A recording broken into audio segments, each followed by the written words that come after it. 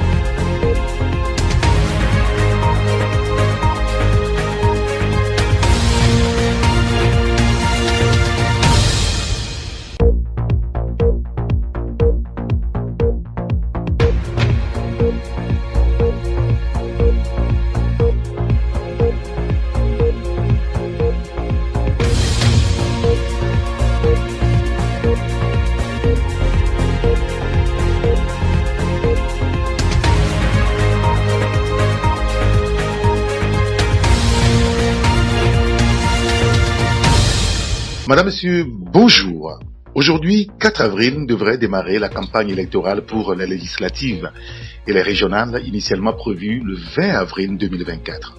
Sauf qu'hier, mercredi 3 avril, à la veille de cette mobilisation des populations, je veux plutôt dire cette opération de charme, le gouvernement togolais par voie de presse annonce qu'il procédera à un léger remaniement du calendrier des élections. Ce qui veut dire que les élections sont reportées. En tout cas, elle n'aura plus lieu le 20 avril prochain puisque la campagne électorale ne démarrera pas aujourd'hui. Mais pourquoi tout cela ? La réponse est dans le même communiqué qui renseigne d'une rencontre entre le président de la République et certains membres du bureau de l'Assemblée nationale. La question de la relecture de la Constitution, de la nouvelle Constitution votée le 25 mars 2024 en vue d'une nouvelle délibération de l'Assemblée nationale était au centre. Le bureau de l'Assemblée aurait souhaité disposer de quelques jours pour engager des consultations avec les différentes parties de la vie ou les différentes composantes de la vie nationale. Alors la question que tout le monde se pose aujourd'hui est de savoir s'il y a un lien entre le calendrier républicain, comprenez le calendrier électoral, et l'adoption d'une nouvelle constitution. Alors, puisque la donne a changé, nous avons été obligés aussi de changer d'invité, d'interlocuteur. Nous recevons donc ce matin professeur Oulou Komi, agrégé en droit privé, homme politique, secrétaire national du Pacte socialiste ou du Pacte socialiste pour le renouveau PSR. Bienvenue sur la radio Taxi FM Le Maine. Taxi FM, la seule radio de débat, d'infos et de sport. Professeur, bonjour. Bonjour monsieur Eric et bonjour aux auditrices et aux auditeurs. Alors, quelle est votre première réaction à l'annonce du report des élections ? Plus qu'une surprise, c'est incompréhensible. Il n'y a pas de mots pour qualifier ce que vient de faire le chef de l'État. Et pour résumer, cela signifie que le chef de l'État décide de proroger le mandat des députés qui est arrivé à son terme afin de leur permettre de modifier la Constitution avant de partir. Et pour cette raison, il repousse les élections, comme si ceux qui seront élus seraient des fonctionnaires et non des députés. Mais permettez-moi de réitérer ce que j'avais dit. Leur mandat est terminé. Ils n'ont pas compétence à modifier la Constitution. À plus forte raison, à mettre en place une nouvelle Constitution. Je le réitère. Et je le dis expressément encore, ceux qui soutiennent le contraire sont des marchands de la confusion. Aucun principe juridique. Tout ce qu'ils disent, ce n'est que de la fumée sur le plan juridique. Mais ce sont eux qui engagent le chef de l'État et l'encouragent à faire ce qu'il fait. Je dis qu'il n'y a pas de mots pour qualifier, mais je peux vous dire simplement que d'un point de vue juridique, il s'agit d'un coup d'État institutionnel. Et ce coup d'État institutionnel est encore plus pernicieux que le coup d'État militaire. Et c'est une situation gravissime. Le chef de l'État, ce faisant, provoque non seulement le peuple togolais, mais je dirais qu'il provoque la nature. Parce que absolument rien sur le plan juridique, et même sur le bon sens, ne permet de faire ce qu'il est en train de faire. Nous avons pensé que c'était effectivement des députés qui étaient à l'initiative de ce projet que je qualifie d'incestueux. L'inceste, c'est de toucher à ce qu'il ne faut pas toucher. Mais aujourd'hui, le chef de l'État nous démontre ouvertement qu'il en est le commanditaire.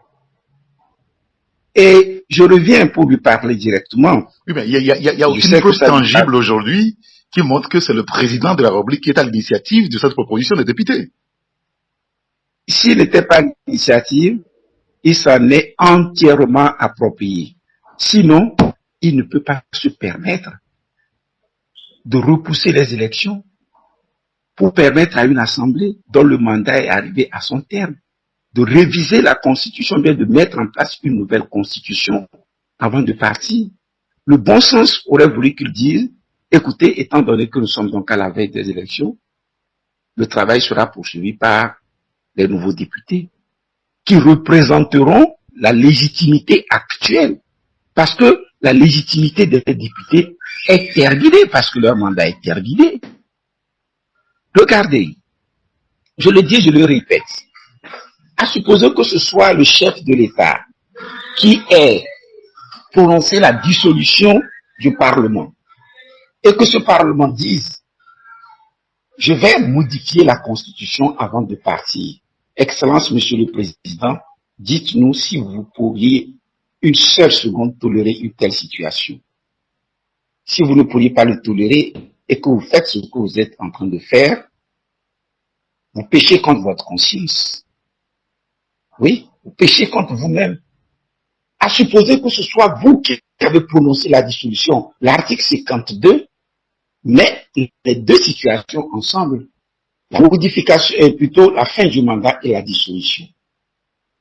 Vous savez, à supposer que le président de la République et la majorité parlementaire ne soient pas du même bord, ce qui vient de se passer aboutirait à une grosse crise institutionnelle dans notre pays. Président de la République contre l'Assemblée nationale. Le texte ou le droit n'est pas fait pour une simple spéculation, mais pour qu'il soit appliqué. Lorsqu'il y a deux interprétations possibles, et que l'une pourrait conduire inévitablement à une crise institutionnelle, le bon sens, le droit voudrait qu'on écarte cette interprétation. Parce que ce qui se passe là, à supposer que nous soyons dans un cas de figure où le président de la République n'est pas du même bord que l'Assemblée, inévitablement, on serait dans une crise institutionnelle grave. Donc, la Constitution ne peut pas permettre une telle interprétation.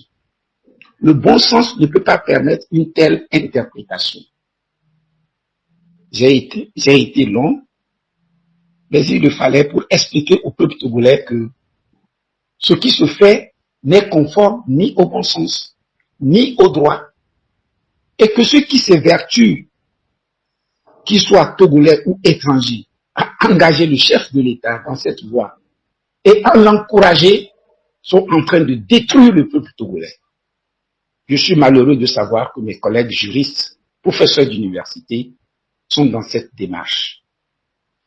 Alors, Voilà, sur le cas des professeurs de droit, vos collègues professeurs universitaires, on pourra revenir là-dessus. On va aussi naviguer entre le report et, je veux dire, la rélecture de cette nouvelle constitution votée le 25 mars dernier par les députés. Mais quand vous lisez le communiqué de presse du gouvernement togolais, on semble dire, et c'est clair là-dedans, que c'est une rencontre républicaine entre le chef de l'État et la deuxième personnalité du pays. Pourquoi est-ce que vous pensez qu'il pourrait y avoir une crise institutionnelle si, eh bien, le Parlement était détenu par l'opposition? Il y aurait une crise parce que, regardez par vous-même, supposons que le président de la République soit d'un autre bord. Le mandat des députés est terminé. Et ces députés disent, écoutez, nous allons modifier la Constitution avant de partir. Le président de la République leur dirait non. Et eux, ils vont s'entêter à le faire. C'est de ce côté que naîtrait la crise. Mais étant donné qu'ils sont du même bord, ils deviennent tous complices de l'atteinte aux institutions. Le chef de l'État proroge, alors qu'il n'en a pas la souveraineté, proroge le mandat des députés pour leur permettre de modifier la Constitution. Ça devient très clair. C'est moi qui leur permets de modifier la Constitution avant qu'on ne procède à de nouvelles élections.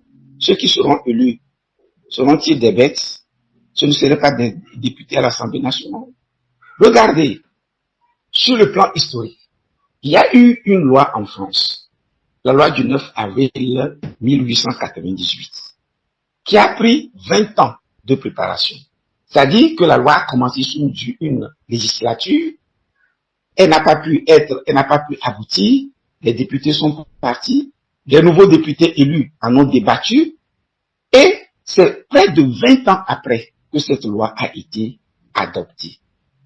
Cela voudrait dire que si les députés commencent quelque chose aujourd'hui, eh bien, s'ils n'aboutissent pas, les députés qui seront élus, naturellement, sont plus légitimes par rapport à l'état actuel, par rapport à l'opinion actuelle. Les députés là vont continuer leur travail. Les députés là vont continuer leur travail pour aboutir à une solution. Mais le chef de l'État décide de proroger leur mandat alors qu'il n'en a pas le pouvoir, pour leur permettre de modifier la Constitution avant de partir. Cela voudrait dire que le chef de l'État sait pertinemment que quand on va procéder aux nouvelles élections, il n'aura plus cette majorité ou cette unanimité scandaleuse pour procéder à la modification de la Constitution. Il en est conscient. Il en a peut-être même la peur. Sinon, il ne permettrait jamais. Je suis en train de peut-être prêcher pour un convaincu, parce que le chef de l'État sait pertinemment que mes arguments sont vrais. C'est le droit, c'est le bon sens. Là, vous êtes en train de dire qu'il est complice de la situation actuelle. Je ne dis pas le contraire. Je ne dis pas le contraire. Par les faits. Comment pourriez-vous, par les faits, dire le contraire? Ce n'est pas moi. Ce ne sont pas des affirmations gratuites. Par les faits, il dit lui-même, je reporte les élections pour leur permettre de le faire. Mais le bon sens voudrait qu'il leur dise simplement, écoutez mes amis, on va aux élections et le texte sera adopté par parmi ces nouveaux députés. Absolument rien sur le plan juridique, sur le plan humain, sur le plan éthique. Le bon sens ne justifie ce que le président de la République est en train de faire. Oui. Et avec le respect dû à ses fonctions, et je ne lui ai jamais manqué de respect de ce point de vue, je lui dis qu'il est en train d'engager le Togo dans la voie d'une crise, un chaos social. Il devrait être reconnaissant envers le peuple togolais pour ne pas l'engager dans cette voie. Alors, la dernière fois, le président de la République a demandé, parce que peut-être aussi vous avez mis beaucoup de pression sur la République, a demandé à l'Assemblée nationale de procéder à une deuxième lecture. Et beaucoup d'acteurs politiques se demandaient, mais sur quel point précisément l'Assemblée nationale allait, n'est-ce pas, s'appesantir pour pouvoir faire le travail qui est demandé. Mais aujourd'hui, on demande à l'Assemblée de prendre le temps pour discuter avec tous les acteurs afin de recueillir le maximum d'assentiments avant de passer donc à une nouvelle vote. Vous ne trouvez pas que ce soit élégant de sa part? Ce n'est pas du tout élégant. J'avais compris que c'était pour lui une manière subtile de mettre fin à ce texte. Et j'avais salué son initiative en disant je l'en remerciais. Et c'était la voie de la sagesse pour un texte qui pose autant de problèmes. Des députés qui ont adopté un texte alors qu'ils ne l'ont pas lu. Des professeurs d'université qui défendent un texte dont ils n'ont pas la teneur entre les mains. Ils n'ont que les grandes lignes, comme la plupart d'entre eux le disent. Et je ne sais où on va dans ce pays. Je ne sais où on va. De quelle consultation voulez-vous que ces députés fassent? Au nom de qui font ces consultations alors que leur mandat a fini? Leur mandat a fini. Au nom de qui? Qui leur a donné le pouvoir de procéder à des consultations? Oui, si ce n'est le chef de l'État. Mais le chef de l'État, garant de la Constitution, n'est pas le souverain. Oui, mais en même temps, vous avez dit que vous n'avez pas été associé à cette monture de la Constitution. Il y en a qui ont parlé du référendum, mais on dit, on va vous consulter. Ceux qui doivent vous consulter sont ceux qui seront élus. Vous comprenez bien? Ok. Ceux qui doivent consulter maintenant sont ceux qui seront élus. Leur mandat a pris fin.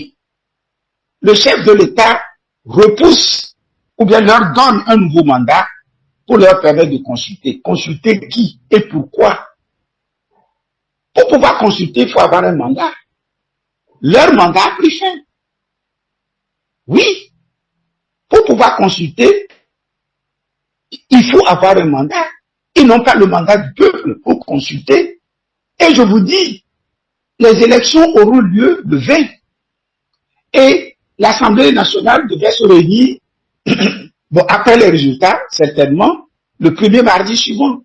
Ce qui signifie que, dans un délai, probablement, d'un mois, 1 mois et demi, une Assemblée nationale, régulièrement élue, pourrait faire le travail, sans contestation.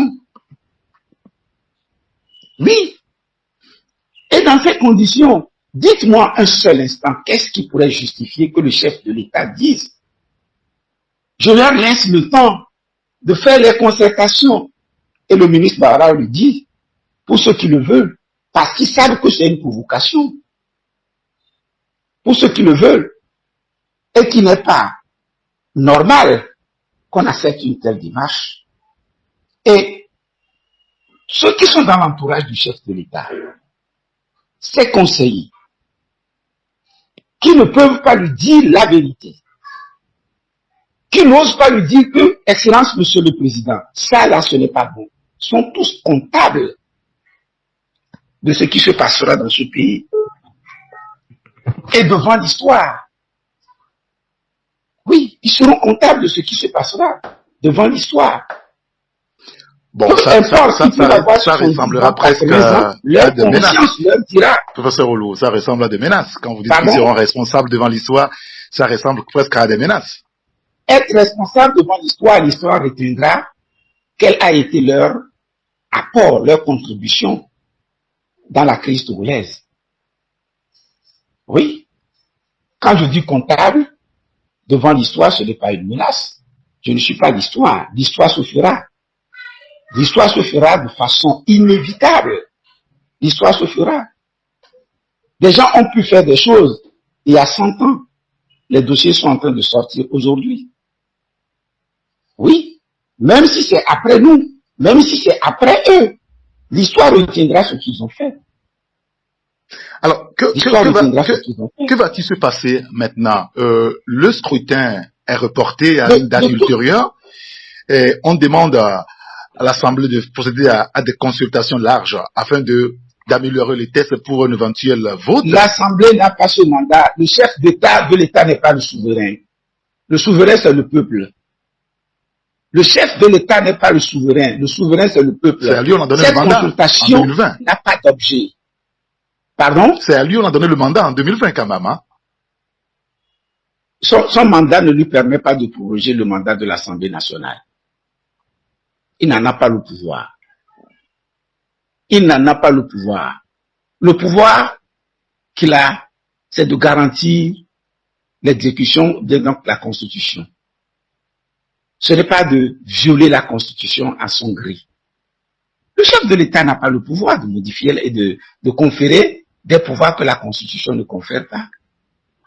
Il n'en a pas le pouvoir. Je ne le dis pas en tant qu'homme politique, mais je le dis d'un point de vue strictement juridique.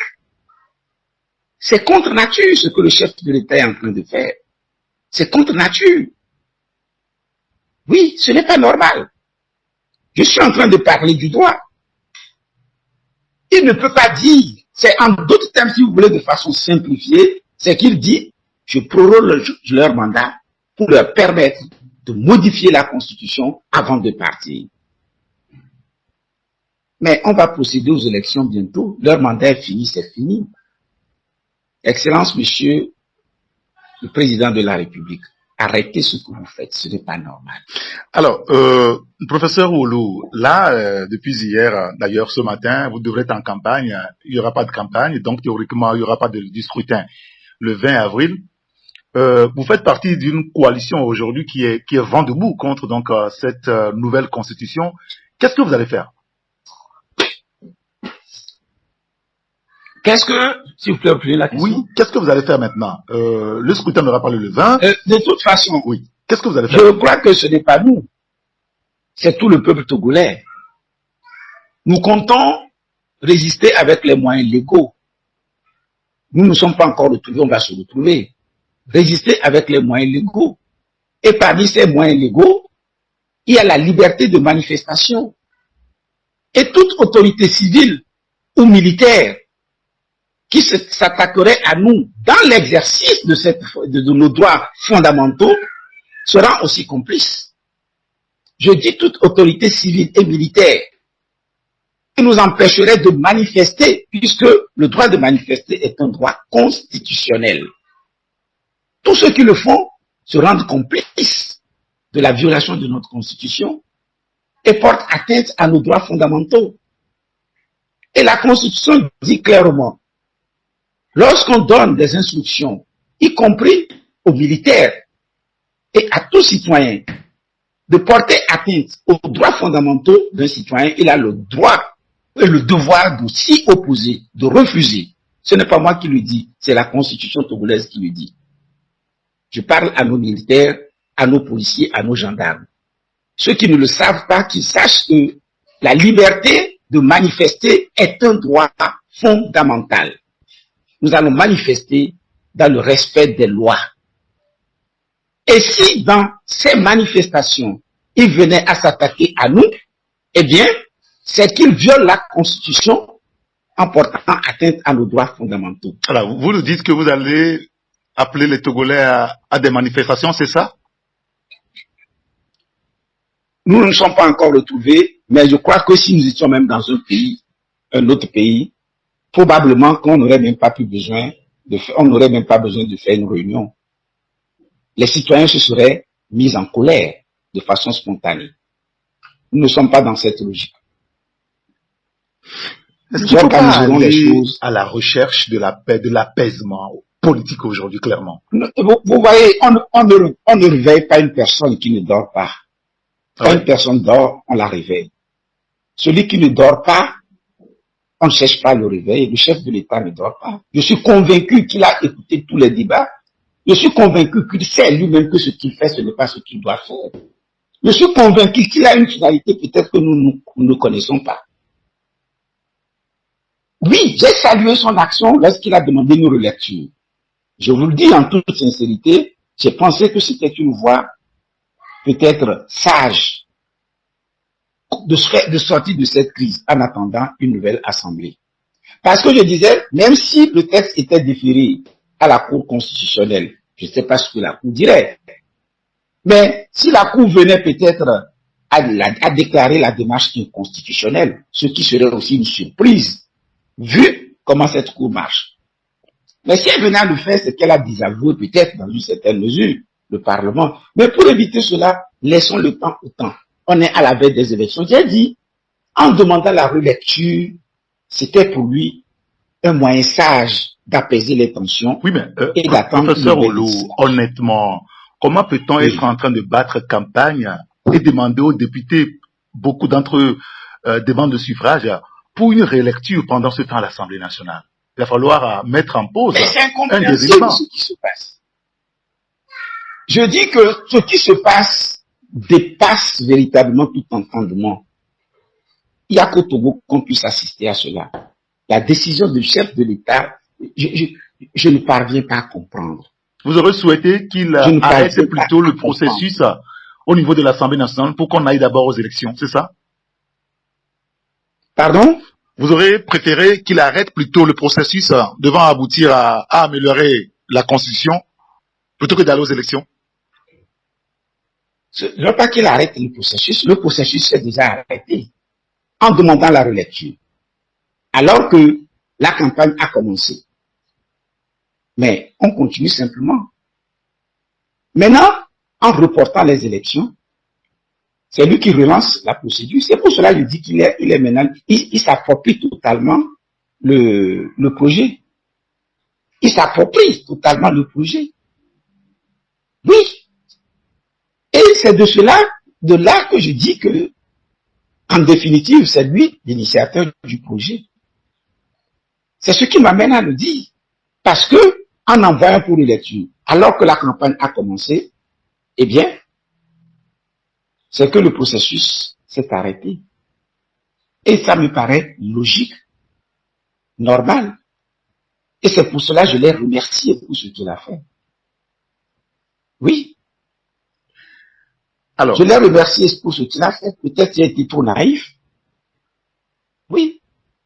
La sagesse aurait voulu qu'il dise à ce bureau de l'Assemblée nationale, écoutez, la campagne a commencé. Dans 2 semaines, dans 1 mois, nous aurons une nouvelle assemblée. Merci pour le travail que vous avez fait. La nouvelle assemblée va continuer votre travail. C'est l'attitude d'un bon père de famille. Alors, oui, c'est ce qu'il aurait dû dire aujourd'hui, à l'Assemblée nationale. L'élection n'aura pas lieu le 20.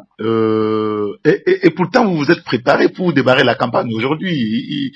Je crois avoir lu beaucoup de commentaires hier qui disent qu'il y a quand même des dommages pour vous. Enfin, pour tous ceux qui vont aux élections, pas que de l'opposition, mais du pouvoir aussi, qui sont déjà sur le terrain. Je vous donne des cas concrets. Je connais des personnes qui ont pris des congés pour ça, puisqu'ils sont dans le privé. Ils ont tout fait pour que leur congé coïncide avec cette période.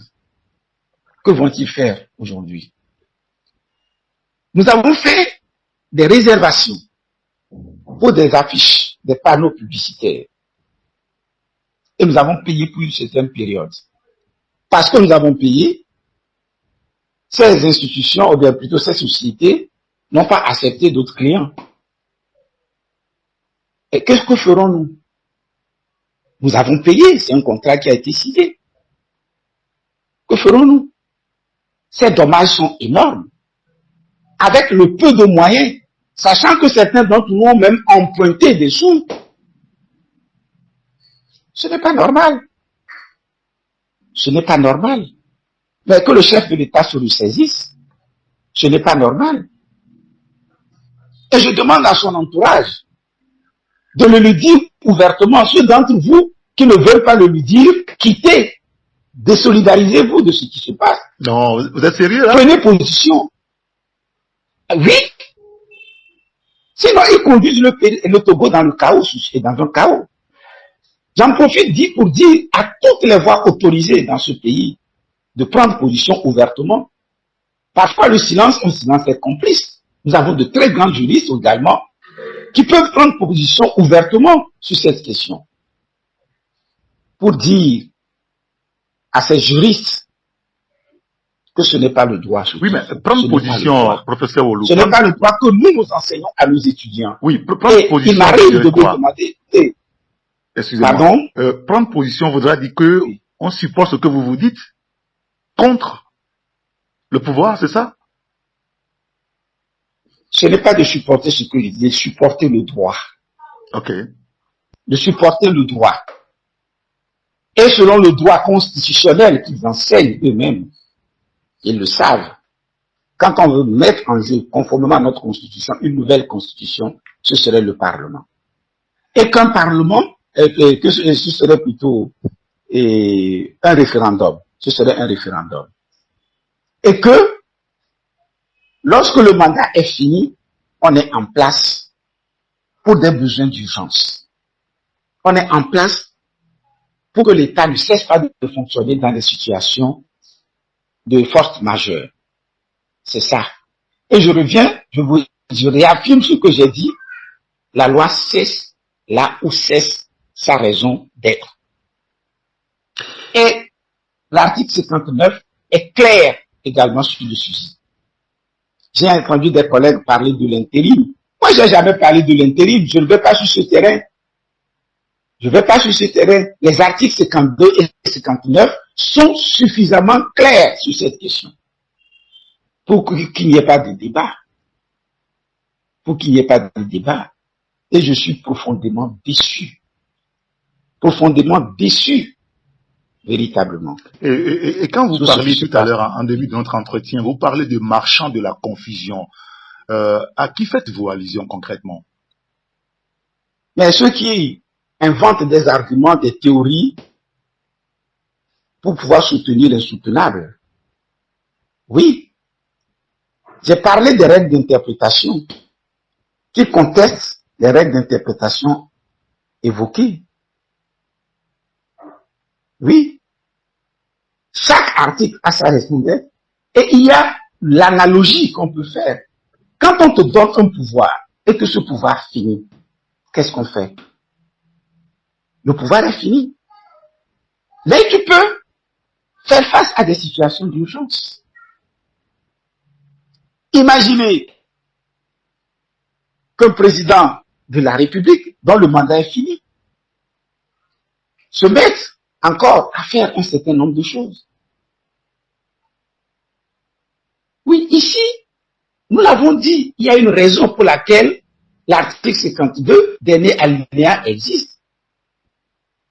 S'il est possible de dire, on va proroger, c'est que on détruit la Constitution. Cette prorogation ne relève du pouvoir de personne. Personne ne peut proroger leur mandat. Mais c'est ce que le chef de l'État est en train de faire. C'est ce que le chef de l'État est en train de faire. Il est en train de proroger leur mandat. Je ne dirais même pas proroger. On proroge quelque chose qui n'est pas encore arrivé à son terme. Ici, le mandat est déjà mort.